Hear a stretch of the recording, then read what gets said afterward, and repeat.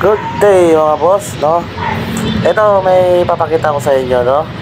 Isang NMAX na version 2 na tinanggalan ng battery tapos pinacharge dahil nalobat.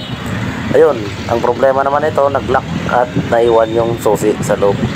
Na-lock yung upuan. So, sa ganitong problema mga master, no? Ipapakita ko sa inyo yung technique kung paano ang gagawin nyo dito. So, ito, kung makikita nyo, binuksan ko sa tinanggal ko yung cover sa harap at tiningnan ko yung mga fuse. So ang pinakamadali yung gawin mga master, no, dahil nga kaysa hanapin nyo yung kable, hugugitin nyo yung kable para mabuksan yung upuan, hindi na kayo mahirapan magtanggal ng kaha para hanapin pa yung kable. So ang gagawin nyo, dahil sa labas naman yung battery, kahit siguro mga boss, kung naiwan naman ng susi nyo sa loob, halimbawa ay nalubat, kahit andun yung battery sa loob, ganito pa rin ang gagawin nyo. Ganito pa rin ang ginagawa ko. So ang gagawin mo dyan, lagyan mo lang ng wire, diba? Iipit nyo lang yan sa positive. So ilang beses na nangyari sa akin to, no? Mayroon naman na lock, tapos hindi na mabuksan. So sa ganitong NMAX, madali lang. Lalo na yung kahit ibang motor naman, pwede nyo gawin to. So ilang beses ko na ginawa to sa mga lock, sa naiwan yung susi, nawala ito. Nakabukas yung harap, ang gagawin nyo lang dyan mga master, no? Yung wire, yung negative ng battery ay idikit nyo lang sa body. Tapos yung wire na nilagay nyo sa positive, hanap lang kayo ng tutusok nyo lang doon sa fuse o sa main fuse. Yun.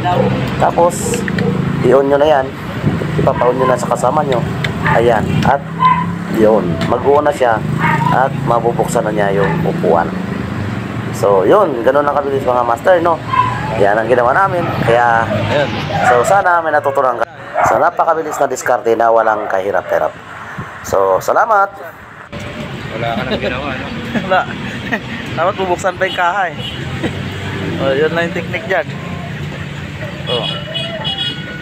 Lagay nyo lang yung battery, tapos din nyo yung negative, tapos yung positive. Kukuha lang kayo dito sa fuse. Yun lang.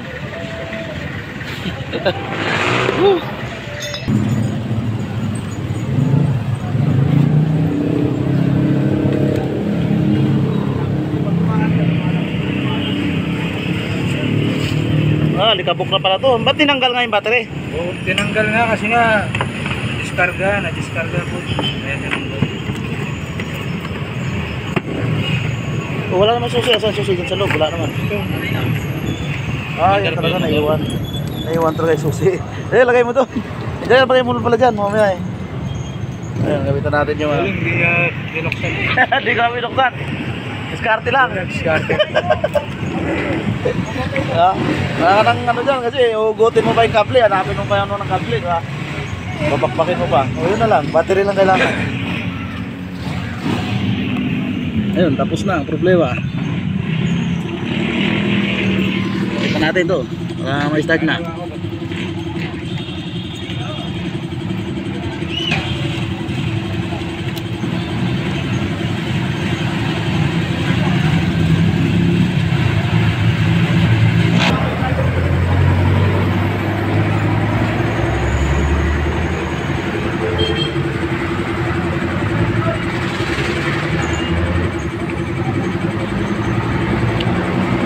Start na po. Galing. Start siya.